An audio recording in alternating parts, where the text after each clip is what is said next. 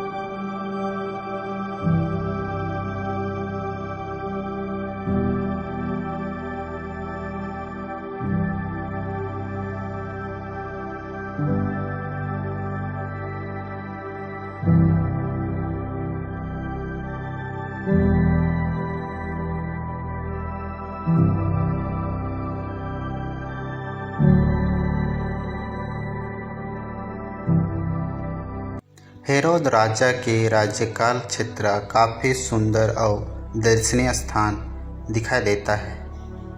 राजा हेरोद, जिन्हें हेरोदियस महान भी कहा जाता है, या रोमन यहूदी राजा के जिन्होंने 37 ईसा पूर्व से 4 ईसा पूर्व तक यहूदियों पर शासन किया था। हेरोद अपने भव्य निर्माण परियोजना के लिए प्रसिद्ध था। उन्होंने यरूशलेम के मंदिर का बड़ा पैमाने विस्तार और पुनर्निर्माण कराया। यह एक शानदार और संरचक बन गई थी, जिन्हें पश्चिमी दीवार कहा जाता है। मसदा और हेरोदियम जैसे प्रभावित किले बनवाए। कैसरिया मैरिटियम शहर की स्थापना की, जो अब प्रमुख रूप से बंदरगाह के रूप में माना जाता है। हेरोदिया सत्ता के सबसे भूख या डर राजा माना जाता है। उन्होंने सत्ता प्राप्त करने के लिए खुद के परिवार को नष्ट कर दिया। यह हेरोद का राज किला है। यहाँ अब अवशेष के अलावा कुछ ही नहीं रहा। हेरोद यहीं रहकर सारे यहूदियों पर शासन करता था। हेरोद का महल अब खंडर में बन चुका है। कुछ ही अवशेष यहाँ प्राप्त होते हैं। हेरोद राजा के बाद यहाँ कोई भी शासन नहीं करता था, जिसके कारण से यहाँ सभी उनके राज किला मिट्टी में तब्दील हो गया है। लेकिन जब तीर्थ यात्रा हेरोद के अवशेष को देखने आते थे, तो यहाँ कुछ अवशेष को उनके निशाने के रूप में सुरक्षित रखा गया है। हेरोद का राज किला काफ़ी मिट्टी में मिल चुका है।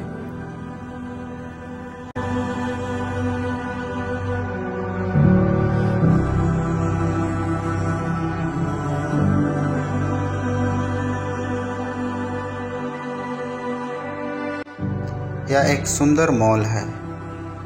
यहाँ मार्बल, हैंडीक्राफ्ट की वस्तुएं प्राप्त होते हैं। इसका शासन मुस्लिम राज्यों के द्वारा किया जाता है। यहाँ मुस्लिमों का अधिकार है। यहाँ पर प्राचीन वस्तुएं के साथ साथ आधुनिक वस्तुएं भी यहाँ प्राप्त होते हैं। काफ़ी सुंदर मॉल है।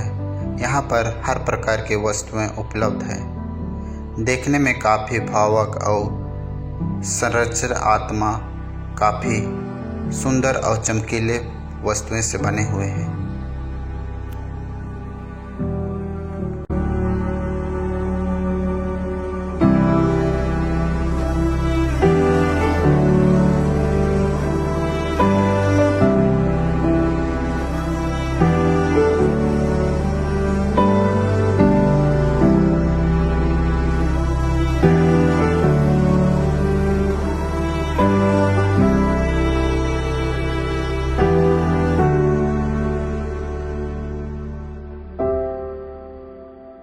मिस्र में इस्राएलियों को फिरौन राजा के द्वारा कई दिनों तक कठिन अत्याचार और परेशानियों का सामना करना पड़ा।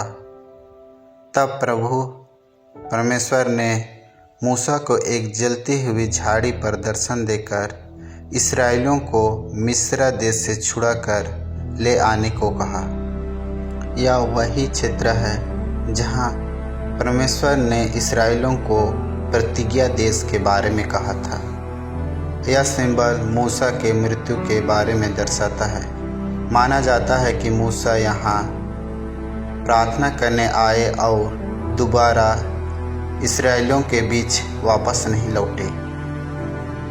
यही पहाड़ पर परमेश्वर ने इस्राएलियों के लिए 10 नियम और उनके लिए रहने के लिए एक प्रतिज्ञा देश दी थी, जो अभी खंडर के रूप में दिखाई देता है। यह वही चिन्ह या सिंबल है। जब मूसा प्रेयर करने के लिए पहाड़ों पर चढ़े, तब इस्राएलियों ने परमेश्वर के विरुद्ध भुनभुनाए थे।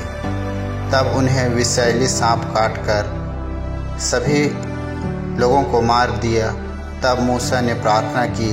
तब परमेश्वर ने मूसा से कहा, एक स्टील का सांप बनाओ और ऊपर लगा दो। जो इन्हें देखे वह जीवित रहे। या वही स्टील का छड़ी था।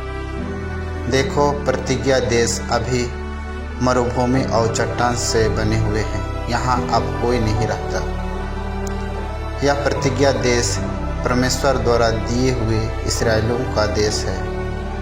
यहाँ अब सन्नाटा और चारों तरफ पर्वतीय क्षेत्र बन चुका है।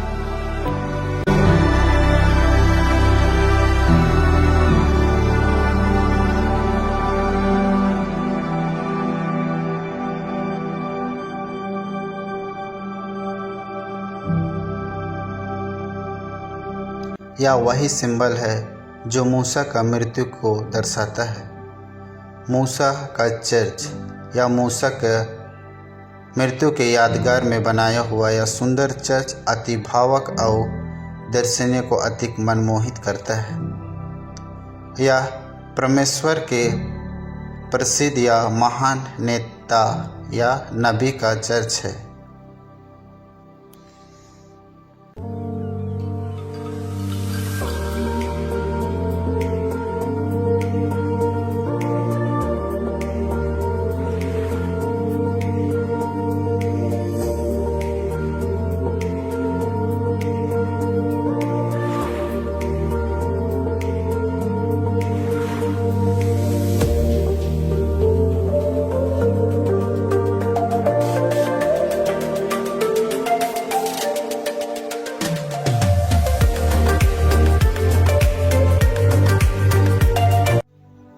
डेथ सागर या मृत सागर या नमक का एक झील है जो जॉर्डन और इसराइल के बीच स्थित है। मृत सागर या डेथ सागर या समुद्री तल से 430 मीटर या 1412 फुट पृथ्वी तल से नीचे बना समुद्र है। यह सागर समनीय सागर से 10 गुना खारा पानी है। यहाँ पर कोई भी जीव जंतु पेड़ पौधे नहीं रहते हैं।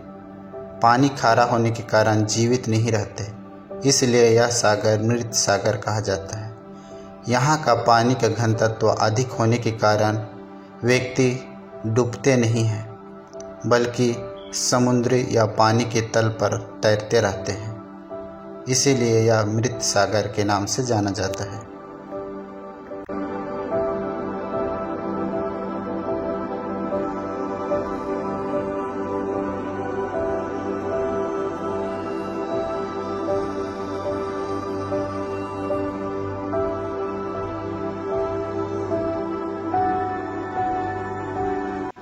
इज़राइल पश्चिमी एशिया में भूमध्य सागर के पूर्व तट पर स्थित एक छोटा सा देश है। इसका इतिहास, भूगोल और संस्कृति बहुत ही अनूठा है।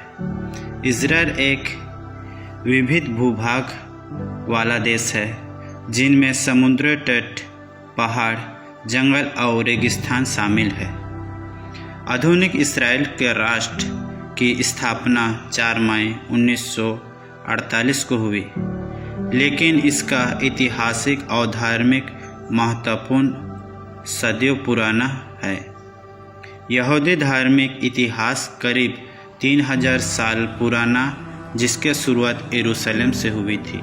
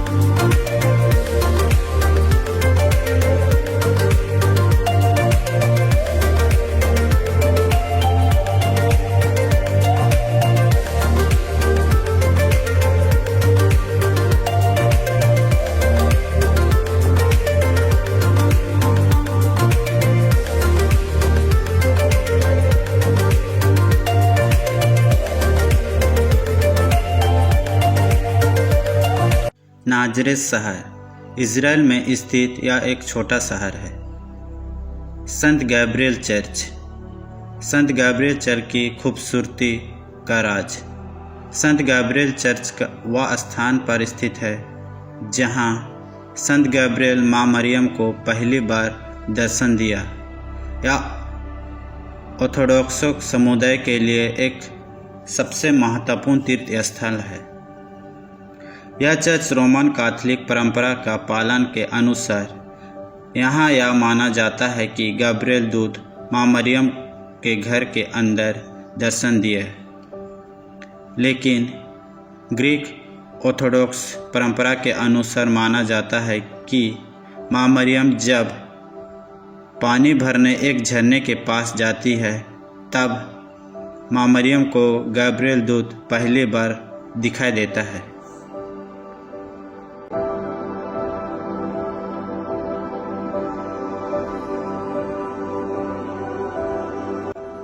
संत गैब्रिएल चर्च। यह वही चर्च है जहां माँ मरियम पानी भरने एक झरने के पास जाती है। वही झरने के पास बनाया हुआ यह खूबसूरती चर्च काफ़ी दर्शनीय को अट्रैक्शन करती है। यह वही चर्च है जहां माँ मरियम पहली बार पानी भरने गई थी। तब गैब्रिएल दूत ने माँ मरियम को पहला दर्शन यहीं दिया था।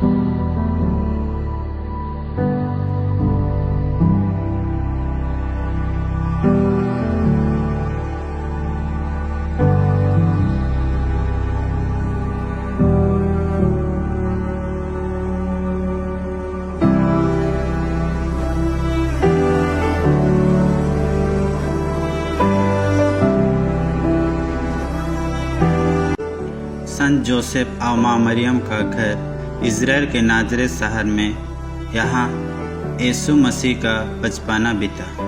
यह संत जोसेफ का घर हुआ करता था। यहीं पर संत जोसेफ अपना पढ़ाई का कार्य करते थे।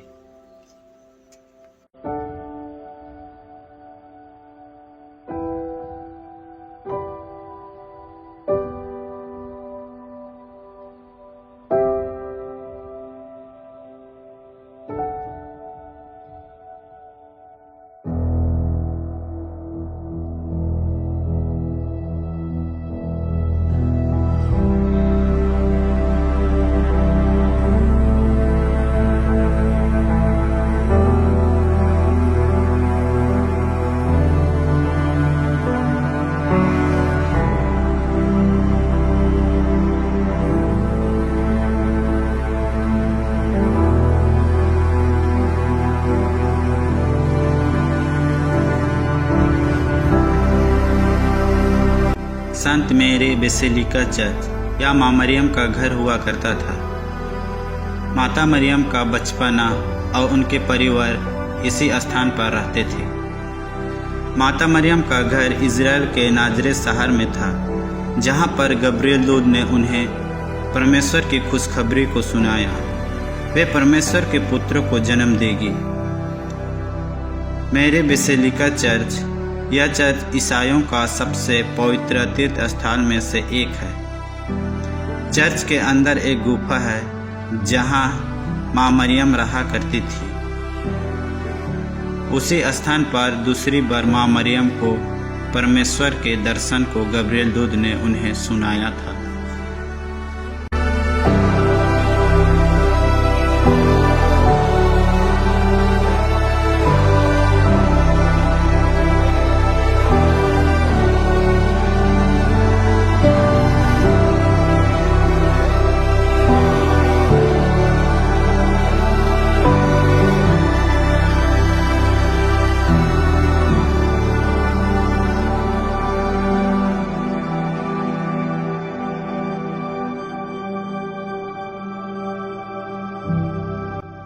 यह वही पवित्र तीर्थस्थल है जहाँ पर माता मरियम को रात के समय गब्रिएल दूत ने परमेश्वर के वचन को सुनाने के लिए उन्हें दर्शन दिए थे।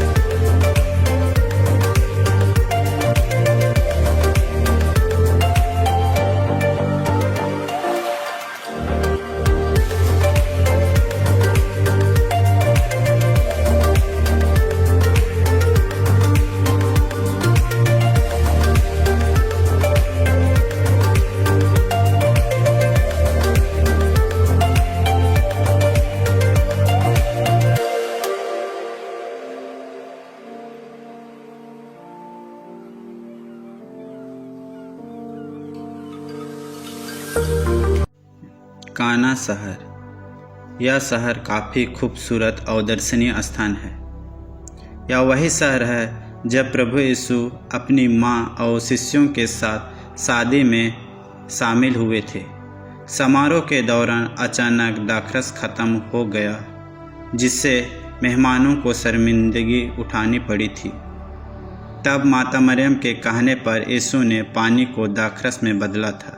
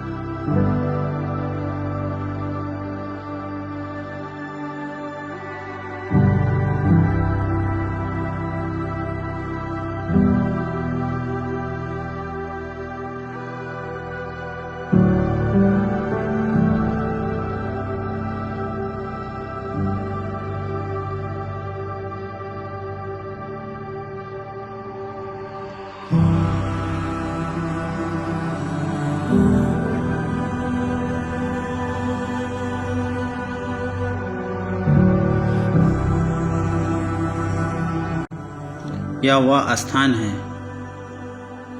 जहाँ पर प्रभु यीशु ने अपने शिष्यों और जनता को जो पहाड़ी उपदेश दिए थे या परम धन्य उपदेश दिए थे। मत्ती 5:3-12 में यह पाया जाता है, धन्य है वे जो मन के दीनहीन है, क्योंकि स्वर्गराज उन्हीं का है। यही स्थान पर प्रभु यीशु ने यह वचन सुनाया था।